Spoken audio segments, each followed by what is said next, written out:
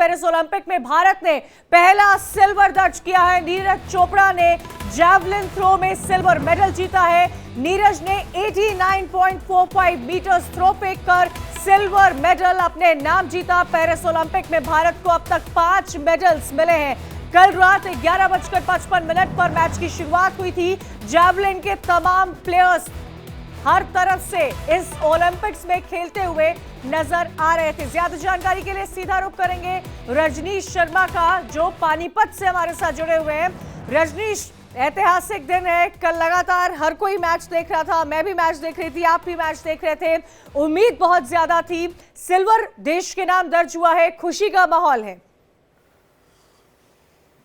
देखिए, बिल्कुल नीरज ने जिस तरीके से परफॉर्मेंस दी थी उसको लेकर जो है पूरा देश का सर जो है गर्व से ऊंचा है। ना सिर्फ पूरा देश का गर्व से सर ऊंचा है, बल्कि नीरज के जो पिता हैं सतीश जी, वो हमारे साथ मौजूद है। उन्हीं से हम बात करते हैं और ये जानने की कोशिश करते हैं कि किस तरीके का पल रहा था वो। सर, नीरज ने पहला सिल्वर जो मेडल भारत के नाम किया, गोल्ड की उम्मीद लोग कर रहे थे, लेकिन सिल्वर आया, कितने संतुष्ट हैं आप? जी बिल्कुल, संतुष्ट तो होना पड़ेगा। बगैर संतुष्ट के हम क्या कर सकते हैं, संतुष्ट तो हमें होना ही पड़ेगा। नीरज चोट से भी जूझ रहे थे, क्या दबाव था नीरज के ऊपर? जिस तरीके से नदीम ने जो थ्रो फेंका था उसको लेकर दबाव था कुछ? देखो, दबाव का भी हम कह सकते हैं, दबाव भी हो सकता है। जब उसने बढ़िया थ्रो की है तो एक खिलाड़ी के मन में होता है कि मैंने इससे बढ़िया करना है, तो वो एक दबाव तो इतना तो बनता है। लेकिन जो हमारे को लगा कि जैसे उसने पहली थ्रो की थी, वो शायद है उसी टाइम उसको इंजरी थोड़ी परेशान करी थी, वो गिर गया था जी।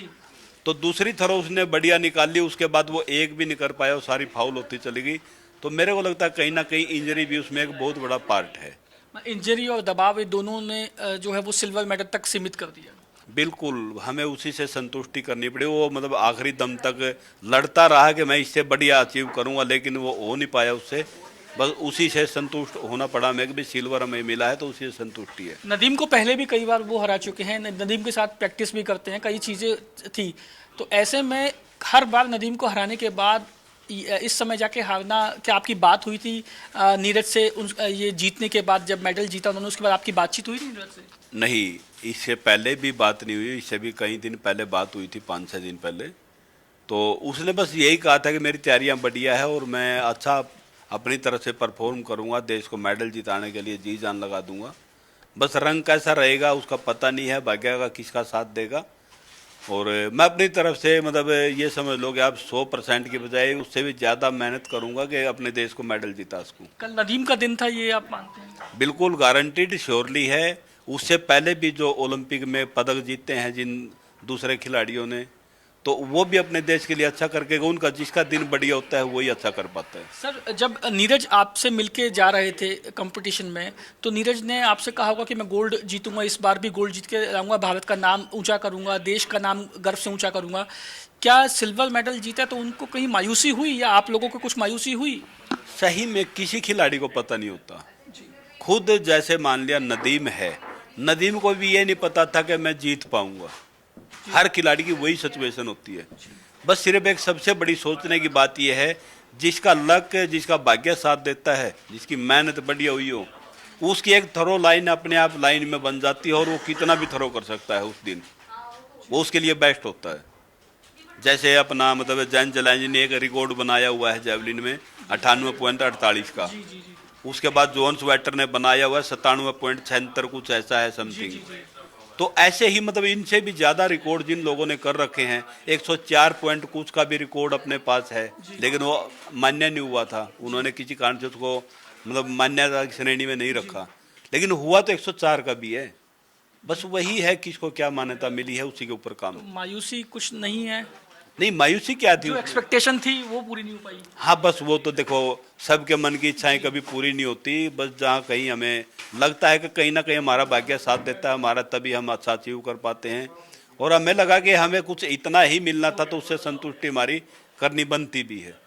देखिए ये नीरज के पिता थे सतीश जी, जो बता रहे थे कि कल जो है वो नदीम का दिन था और यही कारण है कि जो कल नीरज जो है वो नहीं कर पाए, जिसको वो सोच के गए थे। इंजरी और दबाव जरूर था, ये माता पिता भी मानते हैं। उम्मीद होती है, सबसे ज्यादा उम्मीद पेरेंट्स को ही होती है, और जहां हम और आप सिल्वर का जश्न मना रहे हैं वहां पर उनके चेहरे पे वो शिकन जरूर नजर आ रही है, क्योंकि माता पिता हैं, उम्मीद बहुत ज्यादा होती है। देखिए बिल्कुल सीधा नीरज के पिता से ही बात करते हैं। सर, जब नीरज को पहला रेड फ्लैग जब मिला था तो क्या उसके बाद वो प्रेशर्स में आ गए थे, उनके गेम पे इफेक्ट पड़ा, इसके बाद ही जो वो करना चाहते थे वो नहीं कर पाए? नहीं, जो हमें लगता है जो मतलब उसका पहला थ्रो हुआ था वो फाउल होने की वजह उसका शायद है उस टाइम तो लगा था कि पैर मुड़ना कुछ रहा है जी। लेकिन उसके बाद जो दूसरा थ्रो उसने किया उसमें भी हम इतने संतुष्ट नहीं थे जैसे और खिलाड़ियों को हम लोग देख रहे थे। भाई हमें लगता था कि ये अगली तीसरी थ्रो में और भी बढ़िया करेगा, लेकिन वो इतना कर नहीं पाया। उसका रीज़न हमारे समझ में आया कि काफ़ी टाइम पहले, 1.5 महीना पहले, मतलब साल पहले उसको वो हुआ था कि जैसे ग्रोइंग इंजरी हुई थी जी। तो डॉक्टर ने भी कहा था कि भाई इसका ऑपरेशन ही इलाज है, तो वैसे हो नहीं पाएगा, तो करवाना पड़ेगा। तो सही में सिर क्या था कि जैसे डायमंड लीग चली हुई थी और ऊपर से फिर ओलंपिक गेम थे, तो नीरज ने उसका मतलब डिसीजन लिया कि मैं इसको अभी तो ऐसे ही ठीक करके रखूँगा जैसे भी मैनेज कर सकता हूँ, जैसे फिजियो से मिलके या अपने कोच से मिलके। भाई अभी तो मैं इसको ऐसे ही मैनेज करूंगा और ओलंपिक के बाद इसको संभालूंगा, भाई उसके बाद मैं अच्छे से इसका इलाज करवा लूँगा। यही वजह थी कि अगर नीरज जाहिर तौर पे उनको देश के प्रति गोल्ड लाने की जज्बा था, यही कारण था कि उन्होंने उसको डिले किया कि पहले ओलंपिक से गोल्ड आ जाए, उसके बाद अपना इलाज करवा लेंगे। क्या यहीं पे ही यही चीज़ जो है वो नीरज को सिल्वर तक समेट गई?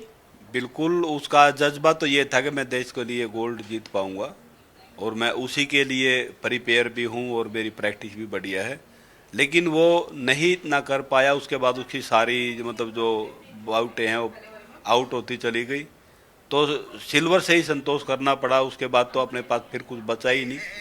बस ये है कि उसको एक ये मलाल तो थोड़ा बहुत तो रहा होगा ज़रूर कि भाई हम लोग जितना चाहते थे उतना कर नहीं पाए, किन्हीं भी कारणों से हम रुके हैं। जैसे चोट भी उसका इंजरी का, जैसे पहले भी 2 गेम उसने छोड़े हैं, बस वही था कि उसको भैया मैं मैनेज कर लूँगा, लेकिन वो कर नहीं पाया हमारे हिसाब से। तो जैसे हर बार वो गिरता रहा, वो तो उसकी मतलब थरो घटती रही, तो हमारे को लगा कि वो थोड़ा बहुत दर्द से भी जूझ रहा था और थोड़ा बहुत प्रेशर भी होगा। सर, जब पहली बार रेड फ्लैग मिला था, आप क्योंकि माता पिता हैं, बच्चे के चाल ढाल से पता लगा लेता है कि कहाँ दिक्कत है, तो जब पहला थ्रो जो है वो फॉल हुआ था उसके बाद आपको लगा कि कुछ दिक्कत है बेटे में? हाँ, बस पहले ही पता चल चुका था मैं, कोई ना कोई परेशानी जरूर है। लेकिन जो उसका मतलब हम देखते हैं ना, आप उसकी कोई भी वीडियो थ्रो की देखोगे तो मेरे को लगता है कि कभी ही वो अपनी फाउल करता है या तो खुद फाउल करता है। भाई उसकी थ्रो कम निकली है, वो खुद फाउल कर लेता है।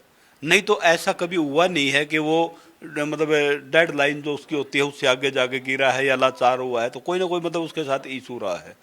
देखिए सतीश जी साफ तौर पे बता रहे हैं कि जब बच्चे का पहला फॉल हुआ था तो भी वो समझ गए थे कि कोई ना कोई दिक्कत है, और जिस दिक्कत से वो लगातार जूझ रहे थे वही दिक्कत उनको ओलंपिक। नीरज चोपड़ा का स्वागत करेंगे जब नीरज चोपड़ा आएंगे, क्या तैयारियां की जा रही है? हमें उन पर बहुत गर्व है, उन्हें भी बहुत गर्व होगा, क्योंकि लंबे समय से तैयारी की जा रही थी नीरज चोपड़ा की तरफ से। कैसी तैयारियां है, क्या माहौल है, क्या पकवान बनाए जाएंगे, कैसे स्वागत करेंगे नीरज चोपड़ा का? देखिए सबसे पहले मैं आपको बता दूं कि जब मैं सुबह यहाँ पे पहुंचा था 7 बजे, जब मैं यहाँ पे पहुंचा था तो जहां से नीरज चोपड़ा की गली शुरू होती है वहां से लेकर यहाँ तक टेंट, कुर्सियां, लड्डू बांटे जा रहे थे, लोग गलियों में चेयर लगा के बैठे थे। लेकिन सीधा जो नीरज के पिता हैं उनसे हम बात करते हैं। सर, नीरज अब 11-12 तारीख को या 15 तारीख को जब भारत वापस आएगा तो उसकी स्वागत के लिए आप और पूरा गाँव किस तरीके से तैयार है? क्या नीरज को सरप्राइज दिया जाएगा? किस तरीके से उसका स्वागत होगा? देश तो स्वागत अलग अलग तरीके से कर रहा है, लेकिन माँ बाप एक पिता होने के नाते आप कैसे अपने बच्चे का स्वागत करेंगे? जी बिल्कुल, जैसे अपना टोक्यो में हम लोगों ने सेलिब्रेट किया था, सभी गांव वालों ने और सभी रिश्तेदारों ने, वैसे ही मतलब बढ़िया से उसको सेलिब्रेट करेंगे। जैसे क्या करेंगे सर? बस वही है, खाने पीने का अपना बढ़िया से प्रबंध करना है, सभी का मतलब जो आओ भगत हम लोग कर सकते हैं अपना सभी बढ़िया से करना। चूरमा बहुत पसंद है, चूरमा बनाया जाएगा उसके लिए? जी बिल्कुल बनाया जाएगा, चूरमा उसके लिए भी बनाया जाएगा और गांव वालों के लिए भी जो हम प्रोवाइड करवा पाएंगे वो भी बनाएंगे। आपने कहा कि चूरमा प्रोवाइड करवा जाएगा, तो चूरमा लेके आप प्रधानमंत्री के पास भी जाएंगे, चूरमा उनको भी देंगे? बिल्कुल बिल्कुल, प्रधानमंत्री जी ने बोला है कि भाई हमें नीरज की माँ का चूरमा खाना है। नीरज से जो बातें हुई थी, हम लोगों ने वो वीडियो देखी, तो तब से मतलब हमारे मन में भी है कि अगर हम गोल्ड जीत पाए अपने देश के लिए तो और भी खुशी होगी, लेकिन हम सिल्वर जीत पाए हैं तो भी प्रधानमंत्री का चूरमा तो बनता ही है। तो इस चूरमे में कुछ खास बात होगी क्योंकि प्रधानमंत्री के लिए, या जो नीरज को पसंद है जैसा वैसा दिया जाएगा? नहीं, जो एक आम अपने घर पे बनता है, ये नहीं है कि कोई स्पेशली कुछ है उसमें, बस वही है जो अपना गुड़ का, अपना रोटी का या घी का जो उसमें कॉम्बिनेशन है, और वो उसका मतलब होता है कि भाई कितना हमने इसमें डालना है, उसी हिसाब से बनेगा। वो जैसा आम होता है वैसा ही बनेगा। देखिए, कोई स्पेशल नहीं बनेगा। जो नीरज को चूरमा पसंद है, जिस तरीके का, जिस क्वांटिटी का पसंद है, वही क्वांटिटी का चूरमा जो है वो प्रधानमंत्री नरेंद्र मोदी को भी खिलाया जाएगा नीरज के परिवार के द्वारा। जी।